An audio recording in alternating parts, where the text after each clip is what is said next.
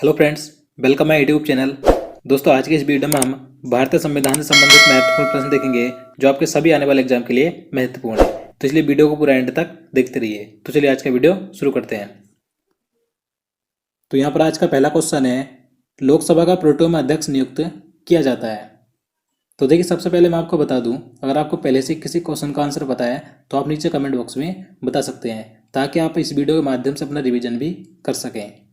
तो इसका answer option A हो जाएगा, भारत के राष्ट्रपति के द्वारा।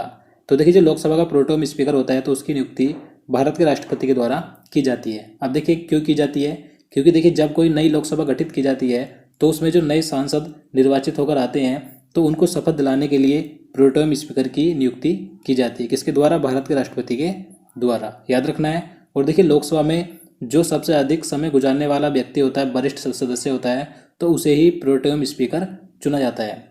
चलिए आगे देखते हैं। भारत के संविधान के अनुच्छेद 70 के अंतर्गत राष्ट्रपति एवं उपराष्ट्रपति की अनुपस्थिति में कौन राष्ट्रपति होगा? तो इसका आंसर ऑप्शन डी हो जाएगा, भारत का मुख्य न्यायाधीश। तो देखिए, मैं आपको बता दूं, अनुच्छेद 65 के अनुसार अगर राष्ट्रपति अनुपस्थित है तो उसका कार्यभार कौन संभालता है? तो उपराष्ट्रपति संभालता है। लेकिन अनुच्छेद 70 के अनुसार राष्ट्रपति एवं उपराष्ट्रपति अनुपस्थित है तो राष्ट्रपति का कार्यभार अन्य तीसरे को दिया जाता है। और तीसरा कौन होता है अन्य? तो सुप्रीम कोर्ट का मुख्य न्यायाधीश होता है, याद रखना है। चलिए नेक्स्ट क्वेश्चन देखते हैं। निम्नलिखित राज्यों में से किस राज्य के विधानमंडल द्विसदनीय है? तो देखिए, इस क्वेश्चन में बताना है कि इन चार ऑप्शन में से भारत का कौन सा राज्य है जिसके विधानमंडल द्विसदनात्मक है? तो इसका आंसर ऑप्शन डी हो जाएगा, बिहार। देखिए, बिहार राज्य की जो विधानमंडल है वो द्विसदनात्मक है, यानी कि वहाँ पर विधानसभा और विधान परिषद दोनों है। और देखिए, जो विधान परिषद है ये विधानमंडल का ऊपरी सदन होता है। अब देखिए, बात करें कि भारत में वर्तमान में कितने राज्यों में विधानसभा और विधान परिषद दोनों है, तो भारत के कुल 6 राज्य हैं जो जिनकी विधानमंडल द्विसदनात्मक है। क्वेश्चन नंबर 4 है, भारत में एकल नागरिकता का प्रावधान किस देश के संविधान से लिया गया है? तो देखिए, जैसे कि आप सभी को मालूम होगा कि भारत में एकल नागरिकता का प्रावधान है, तो ये किस देश के संविधान से लिया गया है? तो ये ब्रिटेन के संविधान से लिया गया है। तो इसका आंसर ऑप्शन भी हो जाएगा, ब्रिटेन से।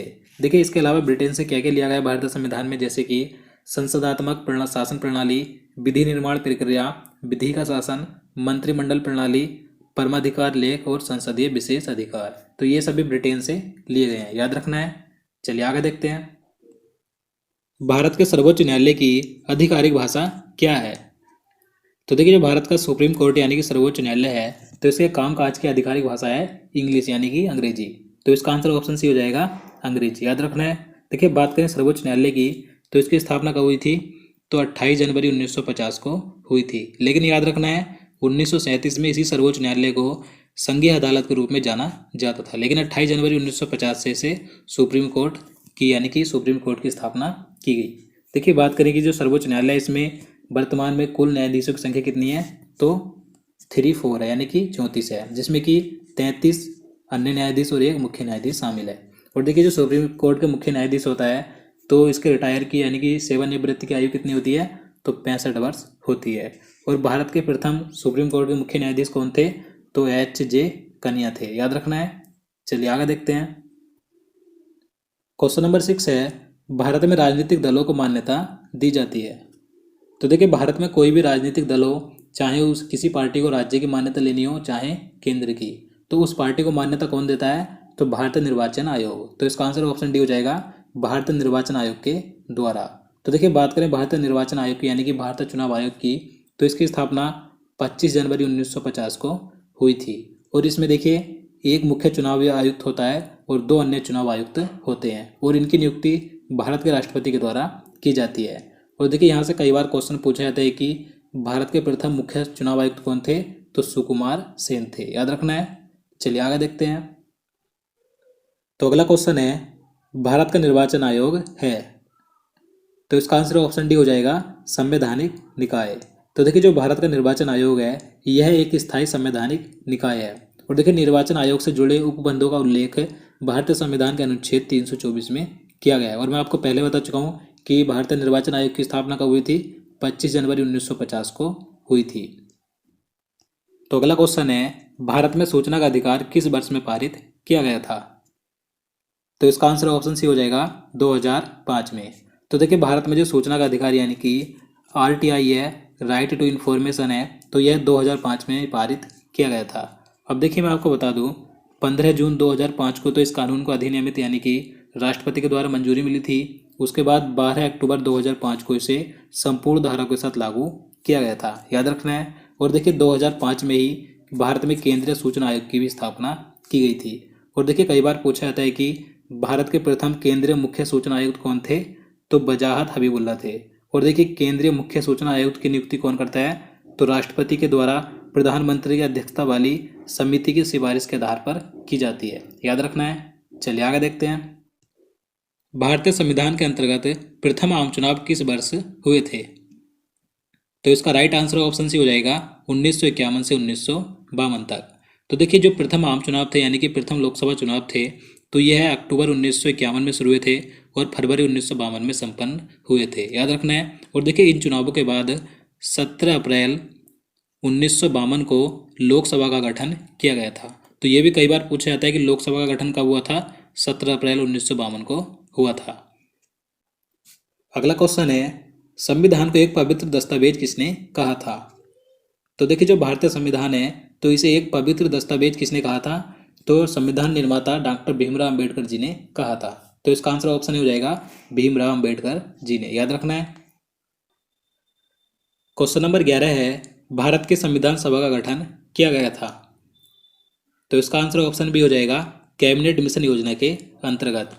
तो देखिए अंग्रेजों से भारत को सत्ता सौंपने के लिए ब्रिटेन के प्रधानमंत्री एटली ने कैबिनेट मिशन को मार्च 1946 में भारत भेजा था। तो इस कैबिनेट मिशन योजना का मुख्य उद्देश्य ही भारत में संविधान सभा का गठन करना था, याद रखना है। तो कैबिनेट मिशन योजना के अंतर्गत भारत की संविधान सभा का गठन किया गया था। अब देखिए संविधान सभा का गठन कब हुआ था, तो 6 दिसंबर 1946 को हुआ था।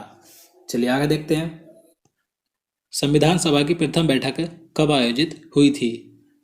तो देखिए ये जो संविधान सभा थी इसकी प्रथम बैठक कब आयोजित की गई थी, तो काफ़ी आसान क्वेश्चन है, आप सभी को मालूम भी होगा।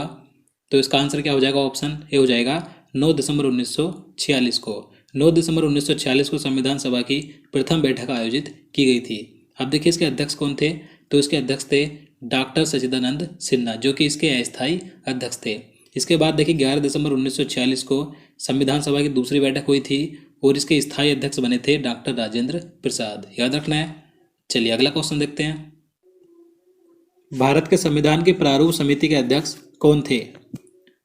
तो इसका आंसर ऑप्शन सी हो जाएगा डॉक्टर भीमराव अंबेडकर। तो देखिए 29 अगस्त 1947 को संविधान का मसौदा तैयार करने के लिए डॉक्टर भीमराव अंबेडकर जी की अध्यक्षता में एक समिति का गठन किया गया था जिसका नाम था प्रारूप समिति। इस प्रारूप समिति के अध्यक्ष थे डॉक्टर भीमराव अंबेडकर, याद रखना है। और देखिए इस प्रारूप समिति के सदस्यों की संख्या कितनी थी, तो इसमें कुल सदस्यों की संख्या 7 थी, याद रखना है। चलिए आगे देखते हैं निम्नलिखित में से संविधान सभा की संघ संविधान समिति का अध्यक्ष कौन था। अब देखिए बात करें संघ संविधान समिति के अध्यक्ष कौन थे, तो पंडित जवाहरलाल नेहरू थे। तो इसका आंसर ऑप्शन सी हो जाएगा पंडित जवाहरलाल नेहरू। अब देखिए जो संविधान सभा की समिति थी, कई सारी समितियां थी, तो मैं आपको कुछ समिति बता देता हूँ जो कि एग्जाम में कई बार पूछी जाती हैं। तो देखिए संघ शक्ति समिति और संघ संविधान समिति, इन दोनों के अध्यक्ष पंडित जवाहरलाल नेहरू थे। और राज्य समिति के अध्यक्ष भी कौन थे, तो पंडित जवाहरलाल नेहरू ही थे। उसके बाद बात करें प्रांतीय संविधान समिति की, तो इसके अध्यक्ष थे सरदार वल्लभ भाई पटेल। इसके बाद संचालन समिति के अध्यक्ष थे डॉक्टर राजेंद्र प्रसाद और प्रारूप समिति के अध्यक्ष डॉक्टर भीमराव अंबेडकर थे। झंडा समिति महत्वपूर्ण, कई बार पूछी जाती है, इसके अध्यक्ष थे JB कृपलानी। और परामर्श समिति के अध्यक्ष थे सरदार वल्लभ भाई पटेल। तो आपको इन सारी समितियों के अध्यक्ष याद रखने हैं। चलिए नेक्स्ट क्वेश्चन देखते हैं संविधान सभा द्वारा भारतीय संविधान को स्वीकृत किया गया था। तो देखिए जो भारतीय संविधान है तो इसे संविधान सभा ने कब स्वीकृत किया था, कब अपनाया था, तो 26 नवंबर 1949 को। तो इसका आंसर ऑप्शन भी हो जाएगा 26 नवंबर 1949 को संविधान सभा ने भारतीय संविधान को स्वीकृत यानी कि अंगीकृत किया था। उसके बाद भारतीय संविधान 26 जनवरी 1950 को लागू किया गया था। दोनों डेट याद रखनी है। चलिए नेक्स्ट क्वेश्चन देखते हैं क्वेश्चन नंबर 16 है उद्देशिका में संपूर्ण प्रभुत्व, समाजवादी, पंथ निरपेक्ष, लोकतंत्रात्मक गणराज्य शब्द सम्मिलित किए गए थे। तो इसका आंसर ऑप्शन सी हो जाएगा 42वें संशोधन के द्वारा। तो देखिए भारतीय संविधान की जो उद्देशिका यानी कि प्रस्तावना है तो इसमें यहाँ पर जो शब्द दिए गए हैं, जोड़े गए थे, तो ये 42वें संविधान संशोधन 1976 के द्वारा जोड़े गए थे, याद रखना है। और देखिए जो 42वें संविधान संशोधन है, इसके द्वारा जो भारतीय संविधान में मूल कर्तव्य दिए हुए हैं, तो उन मूल कर्तव्यों को भी 42वें संविधान संशोधन 1976 के द्वारा जोड़ा गया था। तो आपको दोनों याद रखने हैं। चलिए आगे देखते हैं। क्वेश्चन नंबर 17 है, भारत को एक संविधान देने का प्रस्ताव संविधान सभा द्वारा कब पारित किया गया था? तो इसका आंसर ऑप्शन बी हो जाएगा 22 जनवरी 1947 को। तो देखिए 22 जनवरी 1947 को संविधान सभा ने भारत को एक संविधान देने का प्रस्ताव यानी कि एक संकल्प पारित किया था। तो डेट याद रखनी है, 22 जनवरी 1947 को। भारतीय संविधान को बनाने हेतु भारतीय संविधान सभा के कुल कितने अधिवेशन हुए थे? तो इसका आंसर ऑप्शन सी हो जाएगा 12। तो देखिए भारतीय संविधान को बनाने के लिए जो भारतीय संविधान सभा थी, तो इसके कुल कितने अधिवेशन हुए थे? 12 अधिवेशन हुए थे, जिसका पहला अधिवेशन 9 दिसंबर 1946 को हुआ था। और देखिए कुल कितनी बैठकें हुई थी, यानी कि संविधान सभा की बैठकें कितनी हुई थी? तो बैठकें हुई थी 105। और देखिए संविधान को बनाने में कितना समय लगा था? तो 2 वर्ष 11 माह और 18 दिन का समय लगा था, याद रखना है। चलिए आगे देखते हैं। किसने कहा था कि संविधान सभा कांग्रेस थी और कांग्रेस भारत था? तो देखिए यह कहा था ऑस्टिन ने। तो इसका आंसर ऑप्शन हो जाएगा ग्रीनविले ऑस्टिन ने। ग्रीनविले ऑस्टिन ने कहा था कि संविधान सभा एक कांग्रेस थी और कांग्रेस भारत था। देखिए ग्रीनविले ऑस्टिन ये भारतीय संविधान के एक अमेरिकी इतिहासकार थे। इन्हें वर्ष 2011 में भारतीय संविधान के निर्माण और कार्य करने पर इनके लेखन के लिए इन्हें पद्मश्री सम्मान से सम्मानित किया गया था, याद रखना है। चलिए नेक्स्ट क्वेश्चन देखते हैं। भारत में स्वतंत्रता के पश्चात प्रथम मंत्रिमंडल का कानून मंत्री कौन था? तो देखिए स्वतंत्र भारत के प्रथम कानून मंत्री कौन थे? काफी आसान है। तो इसका आंसर ऑप्शन डी हो जाएगा doctor Bhimrao Ambedkar. Question number 21 है, भारत शासन द्वारा राजकीय चिन्ह कब से अंगीकृत किया गया था? तो इसका आंसर ऑप्शन डी हो जाएगा 26 जनवरी 1950 को।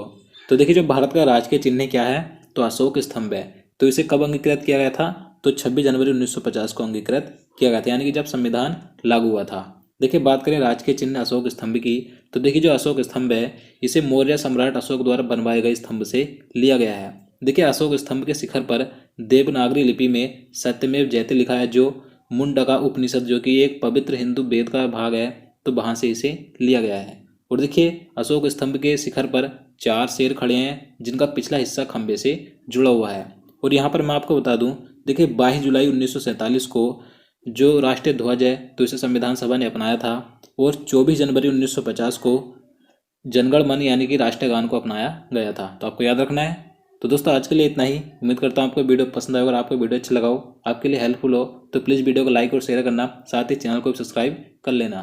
तो चलिए मिलते हैं नेक्स्ट वीडियो में। जय हिंद, जय भारत।